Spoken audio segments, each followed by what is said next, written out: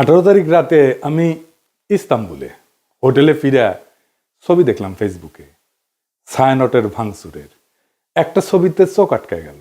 ওয়াহিদুল হকের ছবিতে ধারালো কিছুতে আঘাত করিয়া মাটিতে ফেলে দেওয়া হয়েছে। এই মানুষটার স্নেহ প্রশ্রয়ে আমি বড় হয়েছি। সেই কৈশোরে তার হাত ধরে কত শহর ঘুরছি তার ঠিকানা নাই। আমার বাবার বন্ধু সঙ্গীত গুরু ওয়াহিদুল হক, আপনারা বুঝতে পারতেছেন আমি ঢাকায় থাকলে ওই ছবিটা অন্তত বুক দিয়ে আগলাইতাম। ছাত্র ইউনিয়ন সিপিবিআর ওয়াহিদুল হকের লেসপেন্সার হওয়ার কারণে ছায়ানটের এই ঘটনা এক বিচিত্র অনুভূতির সামনে এনে আমাকে ফেলছে। পাকিস্তান আন্দোলন করা বাঙালি মুসলমানদের ছেলেরা যখন পাকিস্তান ভাঙ্গা বাংলাদেশ রাষ্ট্রের জন্ম দিল, সেই সময় বাবা একই সাথে সুখ আর দুঃখের অনুভব করছিল। আমি সেই অনুভূতির মুখোমুখি হয়েছি। ছায়ানট নিয়ে আলোচনাটা সূক্ষ্ম এবং জটিল, আশা করি বিষয়টা একটু মনোযোগ দিয়ে শুনবেন। আমাদের জানা দরকার যে ছায়ানট কেন এই আক্রমণের শিকার হইল, ছায়ানটের বিরুদ্ধে কেন বাংলাদেশের সাধারণ মানুষ বিলা হইল। অনেক প্রশ্নের জবাব পাবেন। আমি নিজে ছায়ানটকে বাংলাদেশে ভারতীয় কালচারাল অ্যাসেট হিসেবে চিহ্নিত করছি, কোনো সন্দেহ নাই। কেন করছি সেটা আমি হয়তো পরিষ্কারভাবে ব্যাখ্যা করিনি, আজকে সেই ব্যাখ্যাটাও আপনারা পাইবেন। আসেন আল্লাহর নামে শুরু করি। ওয়াহিদুল হককে আমি ওয়াহিদ কাকু বলে ডাকতাম। আমার সাথে ওয়াহিদ কাকুর সম্পর্ক ওনার মৃত্যু পর্যন্ত অক্ষুণ্ণ ছিল। টক ঝাল মিষ্টি সেই সম্পর্ককে এখন আমি মিস করি। ওনার মৃত্যুর পরে আমি ফেসবুকে একটা নোট আকারে লেখা লিখছিলাম, ওয়াহিদুল হক তারুণ্যের শুভবোধনের ঋত্বিক। আমি জানি না ওই লেখাটা আমি আর খুঁজে পেলাম না, কারো কাছে যদি থাকে আমার একটু খোঁজ দিয়েন। আমার জীবনে যে বিচিত্র অভিজ্ঞতা হয়েছে, অসংখ্য মানুষের সাথে মিশছি, সেই কারণেই ভাঙ্গু সেকুলারদের কালচারাল আর পলিটিক্যাল স্ফেয়ারের অন্দরবহনের খবর আমি জানি, ক্রিটিক্যালি অ্যানালাইজ করতে পারি। তার কারণ ওই ক্ষুদ্রকাল থেকে আমার এই ওরিয়েন্টেশনের সাথে আমি যুক্ত। এই কারণে আমি জানি ঠিক কোথায় ওদের উইক পয়েন্ট আর কোথায় তাদের শক্তির দিক। তবে আমি যেহেতু গান গাইতে পারতাম না, আমি তো অসুর, মানে সুর নাই আর কি, আমি রবীন্দ্রনাথের লেখা বুঝতে চাইতাম, তার জ্ঞান তাত্ত্বিক উৎস খোঁজার চেষ্টা করতাম। জ্ঞান তত্ত্ব মানে হইতেছে আমি যেটাকে সত্য জ্ঞান বলে মানতেছি সেটা আসতেছে কোন জায়গা থেকে। এই জায়গাগুলোকে বলা হয় জ্ঞান তাত্ত্বিক উৎস বা এপিস্টেমিক সোর্সেস, দর্শনের ভাষা। মানে এই গানটা কি বুঝায়, মানে ধরেন তুই ফেলে এসেছিস কারে মন মন রে আমার, তাই জনম গেল শান্তি পেলি না রে মন মন রে আমার। অথবা ধরেন প্রাণ চায় চক্ষু না চায়, মরে একইতর দুস্তর লজ্জা, সুন্দর এসে ফিরে যায় তবে কার লাগে মিথ্যায় শয্যা। মুখে নাহি নিঃস্বরে ভাস, দহে অন্তরে নির্বাক বহ্নি, ওষ্ঠে কি নিষ্ঠুর হাস, তব মর্মে যে ক্রন্দন তন্নি। মাল্য যে দংশিছে হায়, তবে শয্যা যে কণ্টক শয্যা, মিলন সমুদ্র বেলায় চির বিচ্ছেদ জর্জর মজ্জা। আহা কি মধুর! মনে করিছেন এটা প্রেম প্রীতির গান? জিনা জিনা ভাইজান, এটা অন্য জিনিস। আমার একটা বই আছে রবীন্দ্রনাথ অন্য আলোয়, রবীন্দ্রনাথের অনেক গানের অর্থ ওইখানে ব্যাখ্যা করেছি। একদিন দরকার হইলে যদি টাইম পাই তাহলে একটা এপিসোড করে ব্যাখ্যা করতে পারি গান ধরে ধরে এটা কি বুঝায়। তো এই গানের অর্থ আবিষ্কার করতে করতে, তার অন্তর্গত দর্শন খুঁজে বের করতে করতে একসময় আবিষ্কার করলাম রবীন্দ্রনাথ আসলে উপনিষদ। উপনিষদ মানে হিন্দুদের প্রধান ধর্মগ্রন্থ, তার একটা। উপনিষদের কন্টেম্পোরারি বা আধুনিক উপস্থাপনাই হইতেছে রবীন্দ্রনাথ। ওয়াহিদ কাকুর সাথে আলাপগুলা করতেই পারতাম না, আমাকে এই উপনিষদ আর রবীন্দ্রনাথ সংক্রান্ত আলাপগুলা করতেই দিতেন না। একদিন আমি বললাম যে কাকু, ওই যে যদি ঝড়েরও মেঘেরও মতো আমি ধাই চঞ্চল অন্তর, তবে দয়া করো হে ঈশ্বর, এই গানটা তো ঋগ্বেদের। যদে আমি প্রস্ফুরণ নিব ধৃতির নাম আদো আদ্রিবহ, এটার অনুবাদ। ওয়াহিদ কাকু ভীষণ রেগে উঠে বললেন, তুই আর একটা ঋগ্বেদের শ্লোক অনুবাদ করে গান লিখে আন, দেখি কেমনে পারিস। তো বেদ আর উপনিষদের সাথে রবীন্দ্রনাথের লেখার অদ্ভুত সাজুজ্যের কথা বললেই ওয়াহিদ কাকু এইভাবে চেতে যেতেন। আমি বলতাম বুড়া চেতে কেন? পরে বলছি, ক্ষুদ্রকালে আমি রবীন্দ্রনাথের রাজনীতির গুরু উদ্দেশ্য খুব পরিষ্কারভাবে ধরে ফেলছিলাম। উপনিষদ ঋগ্বেদ পড়তে বাধা নেই, অবশ্যই বাধা নেই, নিশ্চয়ই জ্ঞান অর্জনের জন্য ধর্মগ্রন্থ পড়া উচিত, আলোচনা করা উচিত। আমি সবাইকে উৎসাহ দিই পড়তে সব ধর্মগ্রন্থই, কিন্তু সেটাকে রবীন্দ্রনাথের মুড়ায় পরিবেশনের উদ্দেশ্যটা কি? এইখানে আপনি ছায়ানট প্রতিষ্ঠার উদ্দেশ্য বুঝতে পারবেন। কি সেটা? উদ্দেশ্য হইতেছে এই যে ইন্ডিয়া চায় বাংলাদেশের মুসলমান ধর্মে মুসলমান থাকুক নামে, কিন্তু সে তার ইনার সেলফে, ভিতরে অন্তর্গতভাবে সে ধারণ করবে হিন্দু ওয়ার্ল্ড ভিউ। হিন্দু বিশ্ব দৃষ্টি। আপনি দেখেন যারা রবীন্দ্র অনুরাগী তাদের মধ্যে আপনি মুসলমানদের সহজাত সাহস, শক্তিময়তা, অ্যাডভেঞ্চার প্রিয়তা, দুর্দমনীয় একরকম মনোভাব খুঁজেই পাবেন না। তারা রাষ্ট্রের সার্বভৌমত্ব লুট হয়ে যাইতেছে সেখানে সিল করে বেড়ায়, ফুল লতা পাতা নিয়ে বসে আছে, মনে মনে ভাবে বাংলাদেশ ভারতের একটা প্রদেশ হয়ে গেলে তো ভালোই। একজন গভীরভাবে প্র্যাকটিসিং মুসলমান একই সাথে গভীরভাবে রবীন্দ্র অনুরাগী আপনি খুঁজে পাবেন কিনা আমার খুব সন্দেহ আছে। খুব রেয়ার হয়তো খুঁজে পেতে পারেন, খুবই রেয়ার। রবীন্দ্রনাথকে বাংলাদেশের এলিটরা গ্রহণ করছে, সাধারণ মানুষ কখনোই গ্রহণ করেনি এই কারণেই। এই জন্যই এলিটরা ভারতমুখী, এই জন্যই এলিটরা ফ্যাসিবাদের খুঁটি। আমাদের ডিজাস্টার হয়েছে আমার সোনার বাংলাকে জাতীয় সঙ্গীত করার সময়। রবীন্দ্রনাথকে পলিটিক্যাল আর সোভারেন প্রোটেকশন দেওয়া হয়েছে এবং তাকে পবিত্রতা দেওয়া হয়েছে এই জাতীয় সঙ্গীত করার কারণে। দ্বিতীয় কারণ হইতেছে আমাদের রাজনৈতিক জনগোষ্ঠী হিসেবে এটা ক্রিস্টালাইজ হওয়াটাকে বাধা দেয় রবীন্দ্রনাথ। কিভাবে? রবীন্দ্রনাথ বাংলাদেশের যেটা ডমিনেন্ট মুসলিম কালচার, এটাকে পলিটিক্যাল ক্রিস্টালাইজেশনের পথে বাধা হইয়া দাঁড়ায়। আমি একটা উদাহরণ দিই, খুব বাস্তব উদাহরণ। সারা দুনিয়ায় আপনি ইন্ডিয়ানরা দেখছেন না, যারা বাইরে থাকেন তারা দেখছেন ইন্ডিয়ানদেরকে। তাদের নানা পার্টি আছে, নানা দল আছে, কংগ্রেস আছে, সিপিএম আছে, বিজেপি আছে, এটা সেটা আছে, মেলা দল আছে, কিন্তু রাজনৈতিক মত পার্থক্য আছে। কিন্তু তা সত্ত্বেও ভারতের প্রশ্নে একাট্টা, রাষ্ট্র প্রশ্নে প্রবল হিন্দুত্ববাদ চলতেছে ভারতের। তারপরেও দেখেন মোদি ভারতীয় কমিউনিস্টদের সাথে ব্যক্তিগত সময় কাটায়, হাসি ঠাট্টা করে। আমরা পারি না কেন? আমরা কেন বিভক্ত? আমরা কেন রাজনৈতিক মত পার্থক্য সত্ত্বেও রাষ্ট্র স্বার্থে এক হইতে পারি না? আমাদের রাষ্ট্র প্রশ্নে একাট্টা হইতে রবীন্দ্রনাথ বাধা দেয়। রবীন্দ্রনাথ যে ওয়ার্ল্ড ভিউ, সেখানে মুসলমান থাকতে পারে না, থাকা সম্ভব না, রবীন্দ্রনাথের লেখালেখির মধ্যে নাই। তাই রবীন্দ্রনাথ প্রভাবিত আমাদের কল্পিত রাজনৈতিক জনগোষ্ঠীর মধ্যে দাড়ি টুপি পরা সাধারণ মুসলমান জায়গা করে নিতে পারে না। অবচেতনে আমাদের এলিটদের রবীন্দ্রনাথ ভাবতে শেখায় ওরা আমাদের মতো না, ওরা আদার। রবীন্দ্রনাথ ভারতে হিন্দু ধর্মকে ভালোবাসতে শেখায়, রবীন্দ্রনাথ বাংলাদেশে মুসলমানদের আদার করে ঘৃণা করতে শেখায়। আপনি একই সাথে উপনিষদ আর কোরআনের গ্লোবাল ভিউকে এক করতে পারবেন না। আপনি কোএক্সিস্ট করতে পারবেন, সহাবস্থান করাইতে পারবেন, কিন্তু এক করতে পারবেন না, এটা অসম্ভব। কিন্তু ইন্ডিয়ানরা চায় এক করে দিতে, এই প্রগতিশীলরা চায় এক করে দিতে, এই ছায়ানট চায় এক করে দিতে। বাংলাদেশে যে রবীন্দ্রনাথ প্রজেক্ট, এটা সঙ্গোপনে হিন্দু ধর্মের ওয়ার্ল্ড ভিউ ঢুকায় দেওয়ার প্রজেক্ট। বাংলাদেশের মুসলমানদের মধ্যে হিন্দু ওয়ার্ল্ড ভিউ আর হিন্দুদের মধ্যে মুসলমান ওয়ার্ল্ড ভিউ ঢুকাই দিলে সমস্যার সমাধান হবে না তো। হিন্দুকে আধা মুসলমান আর মুসলমানদেরকে আধা হিন্দু বানাইলে সমস্যা মিটবে না, সমস্যা বাড়বে। হিন্দুকে হিন্দুই রাখতে হবে, মুসলমানকে মুসলমানই রাখতে হবে। দুই ধর্ম কোএক্সিস্ট করবে, একসাথে থাকবে।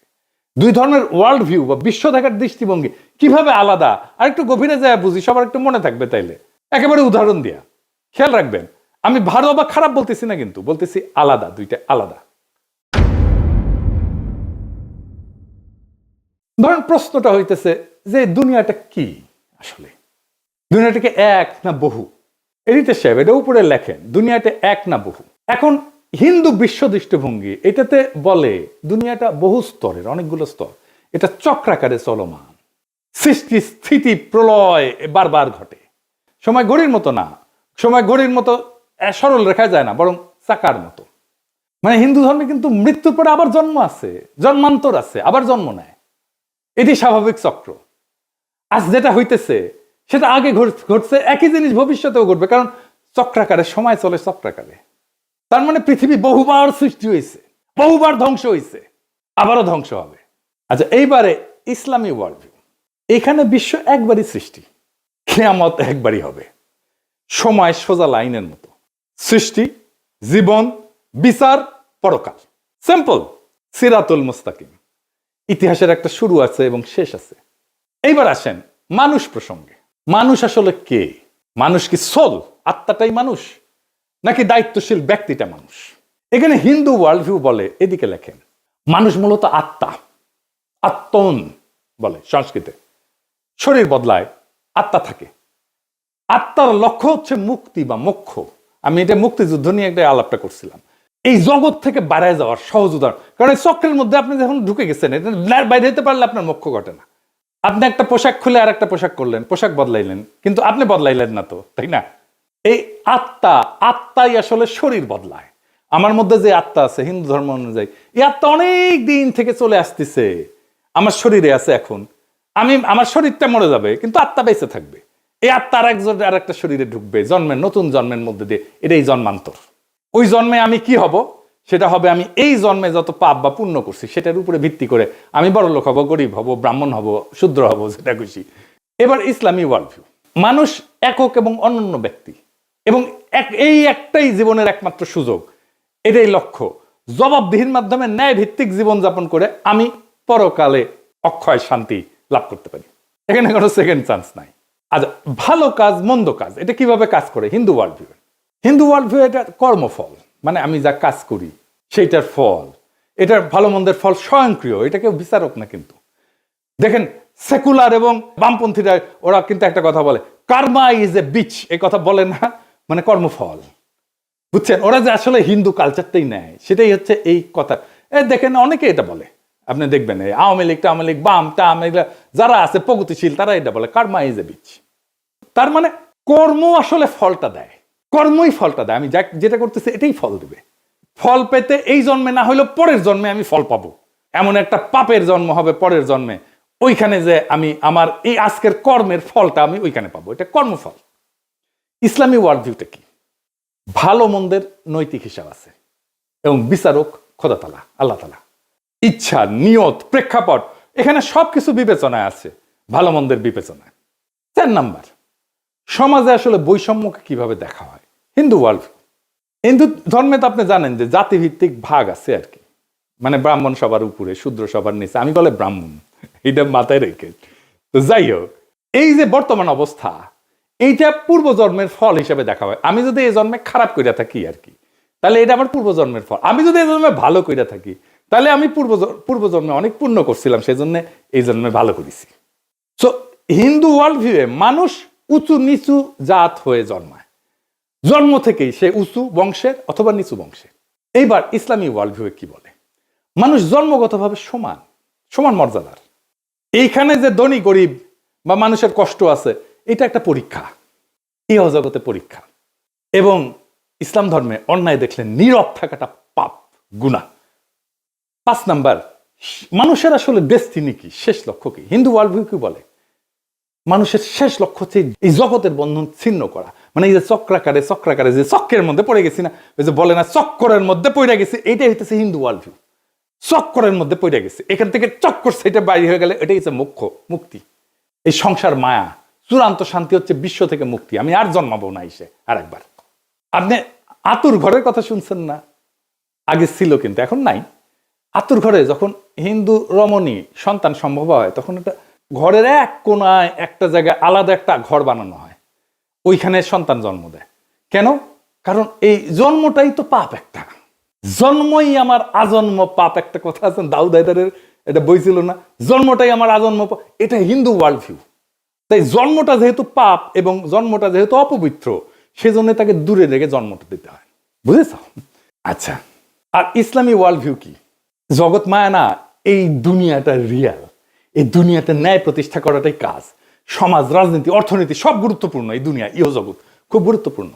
পরকালটাকে এই জীবনে ইহজগতে যা করছি সেইটার আমি ফয়সালা পাবো, বিচার হবে। তারপরে তার সেই অনুযায়ী আমি হয় বেহেশতে যাব অথবা যতকে পূর্ব। এই বিশ্ব একটা নৈতিক পরীক্ষা। মানুষ আল্লাহ তাআলার এক দায়িত্বশীল সৃষ্টি, যাকে পাঠানো হয়েছে দুনিয়াতে তার খলিফা কইরা। এটা একটা স্পিরিচুয়াল জার্নি, এটা কমপ্লিট করার জন্য। কমপ্লিট হয় হাসরের ময়দানে বিচারের সামনে যায়। কারণ প্রশ্ন হইতে পারে, তাহলে কি হিন্দু মুসলমান একসাথে একটা রাষ্ট্র বা সমাজে থাকতে পারবে না? হিন্দু মুসলমান দুই ধর্মের মানুষ কিভাবে তাদের স্বাতন্ত্র্য বজায় রেখে একসাথে শান্তিতে থাকতে পারবে? সেটার রাজনৈতিক সমাধান বের করতে হয় তো রাষ্ট্রকে। এর চাইতে বড় কাজ তো ভারতীয় উপমহাদেশে আর নাই। কিন্তু আগে সিদ্ধান্ত নিতে হবে আমরা শান্তিতে থাকতে চাই। সিদ্ধান্ত নিলে পথ বের হবে, পথ আছে। চালাকি কোনো সমাধান না, সমাধান চালাকি করে বের করা যাবে না। হিন্দুকে আধা মুসলমান বা মুসলমানকে আধা হিন্দু বানায় না, এটা হবে না। এইটা করতে থাকলে একটা অনিবার্য রক্তাক্ত সংঘাতের দিকে আমরা যেতে থাকবো, সমস্যার সমাধান করবে না, আর কঠিন জটিল সংকটের দিকে জাতিকে নিয়ে যাবে। শুধু জাতিকে না, ভারতীয় উপমহাদেশকে নিয়ে যাবে। কিভাবে সম্ভব? একটা ছোট্ট উদাহরণ দিয়ে বলি। দেখেন, আমরা যে ধর্মই পালন করি না কেন, রাস্তায় ট্রাফিকের লাল লাইট দেখলে তো সব ধর্মের মানুষ দাঁড়াই, তাই না? বিবাদ হইলে তো একই আদালতে যায় সব ধর্মের মানুষ ফয়সালার জন্য, তাই না? আমরা তো ভোট দিতে হইলে, নেতা নির্বাচন করতে হলে একই ভোট সেন্টারে যাই ভোট দিতে সব ধর্মের মানুষ, তাই না? এটাই নাগরিক হিসেবে একসাথে থাকা। নাগরিকত্বই আমাদেরকে একসাথে বাঁধবে। স্পিরিচুয়াল জার্নি না, আমার ওয়ার্ল্ড ভিউ না, আমার নাগরিকত্ব। আমি যেই যেই জায়গায় আমরা নাগরিক হিসেবে আমি শেয়ার করি সেই জায়গাটা আমাকে বাঁধবে। যাই হোক, আগের আলাপে ফিরে আসি।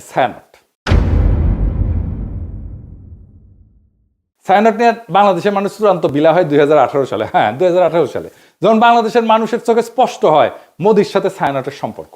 কেন ছায়ানটে হামলা হইলে মোদির বিজেপি বাঙালিদের জায়গায় উঠতে বলে? এটার উত্তর কি দেখছেন? ছায়ানটে হামলা, বাঙালিদের জেগে উঠতে বলল মোদির বিজেপি। কেন? কারণটা হইতেছে 2018 সালে ভারত সরকারের পুরস্কার পায় ছায়ানট। স্বয়ং মোদি অভিনন্দন জানায়। শুধু অভিনন্দন না, ছায়ানটের এই ভারত রাষ্ট্রের পুরস্কার, যার জুরি বোর্ডের চিফ ছিল স্বয়ং মোদি, সেই পুরস্কার না আসলে একটা গুরুতর নৈতিক এবং রাজনৈতিক ভুল। এটা কোনো ভারত বিরোধী আবেগ না, এটা রাষ্ট্রীয় সহিংসতা, জনগণের স্মৃতি এবং সাংস্কৃতিক প্রতিষ্ঠানের নৈতিক সীমা, এই তিনটার সংঘাত। কিভাবে? রাষ্ট্রীয় পুরস্কার কিন্তু কখনো নিরপেক্ষ না। রাষ্ট্রীয় পুরস্কার মানে এই প্রতিষ্ঠান আমাদের রাষ্ট্রের নৈতিক এবং সাংস্কৃতিক বয়ানের অংশ। এটা কোনো ব্যক্তিগত শিল্পীর সম্মান না, এটা রাষ্ট্রীয় বৈধতার অংশীদারিত্ব। পৃথিবীর বহু মানুষের কাছে মোদি গুজরাটের কসাই নামে পরিচিত। এটা রাজনৈতিক গালি না, এটা একটা নৈতিক অভিযোগের একটা প্রতীকী নাম। বাংলাদেশে মোদি অসম্ভব ঘৃণার পাত্র। বাংলাদেশে মোদি বিরোধিতা কোনো বিমূর্ত বিষয় না, বাস্তব ঘটনা। 2021 সালে মোদি বাংলাদেশে সফরের বিরুদ্ধে ব্যাপক গণপ্রতিরোধ হয়, পুলিশের গুলিতে সংঘর্ষে বহু মানুষ মারা যায়, শহীদ হয়। সাধারণ মানুষ এটা প্রতিরোধ করছে। কেউ এটা অস্বীকার করলে সে ইতিহাস অস্বীকার করতেছে।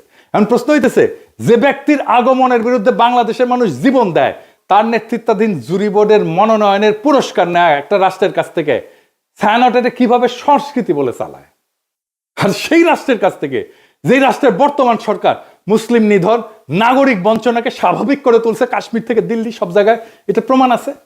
এই দুই অবস্থান। এখন ছায়ানট তো বলতে পারেন আমরা রাজনীতি করি না, এ দাবি আর টেকে না। এই যুক্তিটা সবচেয়ে বড় ভণ্ডামি। কারণ রাষ্ট্রীয় পুরস্কার গ্রহণ করে একটা রাজনৈতিক কাজ। রাজনৈতিক ক্ষমতার কাছ থেকে সম্মান নিলে আপনি রাজনীতির ভেতরে ঢুকে পড়েন। রাজনীতি করি না বলার তখন সুযোগ থাকে না। রাজনীতি করি না বলার সুযোগ একদম শেষ হয়ে যায়। রাজনীতি না করলে ওই পুরস্কারটা প্রত্যাখ্যান করতে হয়, গ্রহণ করলে রাজনীতির দায় নিতে হয়। তো মোদি কেন ছায়ানটকে বন্ধু মনে করে বুঝতে পারতেছেন তো? এটা তো কোনো কাকতাল না। এই প্রশ্নটা সবচেয়ে ভয়ঙ্কর। মোদি ছায়ানটকে বন্ধু মনে করে কারণ ছায়ানট ভারতীয় সাংস্কৃতিক হেজিমনিকে বাংলাদেশে ফেরি করে। তারা সফট হিন্দুত্ববাদকে রবীন্দ্রনাথের মোড়কে উপস্থাপন করে বাংলাদেশে ফেরি করে। ছায়ানট তার একটা নিরাপদ সাংস্কৃতিক প্ল্যাটফর্ম হয়ে উঠছে, যাকে ভারত রাষ্ট্র তার মতাদর্শিক সফট পাওয়ার হিসাবে ব্যবহার করতে পারে, স্বীকৃতি দেয়। এইটাই তো বাংলাদেশের মানুষ দেখছে। তো ছায়ানট কি করতে পারত? পুরস্কার প্রত্যাখ্যান করতে পারত। ইতিহাসে অসংখ্য উদাহরণ আছে যেখানে পুরস্কার গ্রহণ না করাই নৈতিক অবস্থান হয়ে ওঠে, প্রত্যাখ্যানই প্রতিষ্ঠানকে সম্মানিত করে। ছায়ানট যদি বলতো বাংলাদেশের জনগণের স্মৃতি এবং রক্তের ইতিহাসের কারণে আমরা এই রাষ্ট্রীয় পুরস্কার গ্রহণ করতেছি না, সেটাই হয়তো সবচেয়ে শক্তিশালী সাংস্কৃতিক বক্তব্য, সবচেয়ে বড় নৈতিক শিক্ষা, সবচেয়ে বড় আন্তর্জাতিকভাবে সম্মানজনক অবস্থান এবং দেশের মানুষের ভালোবাসা পাওয়ার রাস্তা। আপনি বাংলাদেশে কাজ করেন, মোদি কেন আপনাদের বাহবা দেয়? কেন দেয়? এই প্রশ্নের জবাব দিতে হবে না? বাংলাদেশের মানুষের সাথে আপনার কন্ট্রাক্টটা কি? সোশ্যাল কন্ট্রাক্ট কি? আপনি সমাজের রাষ্ট্রে কি অবদান রাখছেন, একটা প্রতিষ্ঠান করছেন, বাংলাদেশের সাথে আপনার কন্ট্রাক্টটা কি? বাঙ্গু সুশীলদের সফট হিন্দুত্ববাদের দীক্ষা দিচ্ছেন, আর যে রাষ্ট্রেরা মানুষের মৃত্যুর স্মৃতিতে বাংলাদেশে ঘৃণার প্রতীক তার হাত থেকে সম্মান নিচ্ছেন, লজ্জা লাগে না? সমাজ তো হঠাৎ করে পাগল হয়ে যায়নি, মানুষ হঠাৎ করে সংস্কৃতি বিরোধী হয়ে ওঠেনি, এটা জমে থাকা একটা দীর্ঘ বিচ্ছেদের বহিঃপ্রকাশ। বাংলাদেশের মানুষ এমন ছায়ানট চায় যে তার দুঃখে কাঁদে, তার স্বপ্নে সহযাত্রী হয়, তার কল্পনার ভাষা হয়ে ওঠে। বাংলাদেশের মানুষ এমন ছায়ানট চায় যে মোদির অখণ্ড ভারতের কল্পনাকে রবীন্দ্রনাথের সুরে ঢেকে দেয় না, বরং সুরে ফেলে দেয়। যদি ছায়ানট নিজেকে সেইভাবে পুনর্গঠন করতে পারে, জনগণের স্মৃতি, ক্ষত আর আকাঙ্ক্ষার পাশে দাঁড়াইতে পারে, তাইলে ছায়ানট আবার উঠে দাঁড়াবে। আর যদি তা না পারে, যতই মানববন্ধন করেন, গান আর প্রতিবাদ করেন, ইতিহাস তাকে ভাঙবে না, মানুষই তাকে ছেড়ে যাবে। আপনি ছাত্রই পাবেন না, কেউ আর গান শিখতে আসবে না, কেউ আর সেখানে নিজের স্বপ্ন খুঁজবে না, কেউ নিজের কল্পনার সাথে ছায়ানটকে জুড়বে না। আপনার কালচারাল লেজিটিমেসি কোলাপস করতেছে। কারণ সংস্কৃতি টিকে থাকে মানুষের ভালোবাসায়, মানুষের মধ্যে, গণমানুষের মধ্যে, রাষ্ট্রের বাহবায় না। আপনারা তো জনগণকে হারায় ফেলছেন, ভারতকে পাইছেন, জনগণকে হারায় ফেলছেন। যে সংস্কৃতি জনগণকে হারায়, সে শেষ পর্যন্ত কালের অন্ধকারে হারায় যায়। এটাই ইতিহাসের সত্য। এই সত্যই শিখাইছে আমাদের জুলাই বিপ্লব। ইনকিলাব জিন্দাবাদ।